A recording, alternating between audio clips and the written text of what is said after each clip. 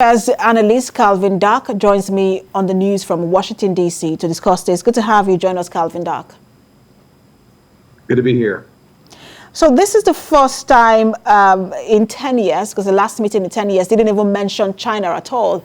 And now China is on the agenda, but not as a partner, more as a security threat. How do you react to that?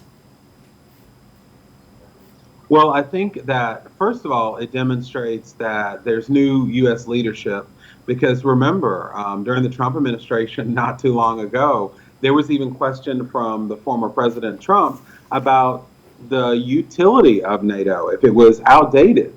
And so just having a U.S. president come and to reaffirm the United States commitment to the purposes of NATO puts a different kind of spin on everything. Now, when it comes to China, I think this is one of the most interesting parts of this summit because you obviously have the U.S. that has its own agenda with China and Russia. And you have the U.S. going back to its NATO allies who have their own relationships with China and Russia. And they're kind of playing this very delicate dance of appeasing the U.S. so that the U.S. has the bargaining it needs to confront China on the international stage, but also, you know, as we say, they don't want to shoot themselves in the foot with their own projects with China. So I think it's very complicated, but I think it's very telling that China was mentioned in this way that is not normal for a NATO summit. The China-EU relationship has been deteriorating since March because of the sanctions we saw back and forth between both the EU and China. However, China is the EU's second largest trading partner after the US. So how willing do you think the EU will be in terms of working or cooperating with the US? Well, I think you hit it right on the head there because obviously they want to cooperate with the U.S. They want to resolve their own issues with China.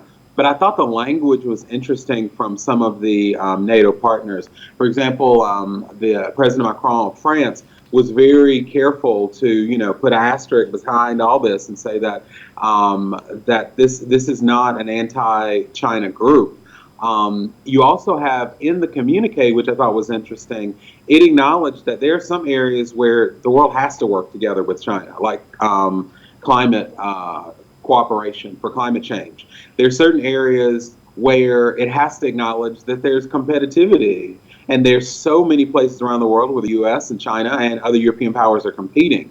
But then I thought that third one was interesting, too, that those two prior things don't preclude being more open and vocal about differences between NATO partners, the U.S. and China, such as on human rights and other territorial integrity issues happening with China. So I think it's a very, very delicate dance, but we have to remember the EU has to preserve its own relationships, not just support the U.S. in its endeavors.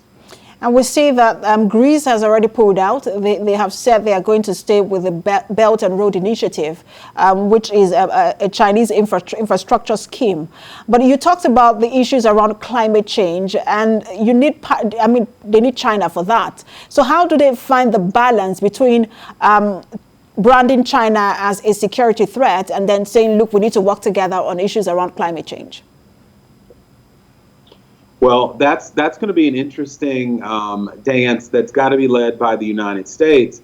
And I think that if it's pursued correctly, it can be a good bargaining chip because we know that between the U.S. and China, with, you know, kind of figuring out where we're going after the last administration's tariffs and dealing with China, that cooperation on climate change could be a good carrot, as we say in the game of carrot and sticks.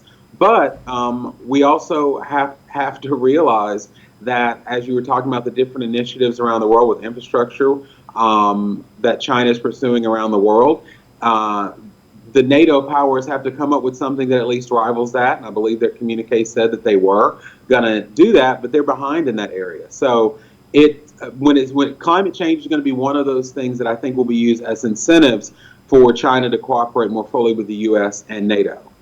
And you're right to say that they are way behind in that area, because the Belt and Road Initiative infrastructure plan of China cuts across several regions: the Middle East, Africa, Europe, Southeast Asia. It is a broad plan, and it looks like China's influence it will boost China's influence around the world. So how do you rein in that influence that is already on the rise? Well, I think one, you can always learn from your adversaries. And if China is an adversary in this context, with already getting the step up on investments around the world, what the U.S. can do is realize, okay, where are partners around the world that could use economic development cooperation, for example? Too often, that kind of assistance from the U.S.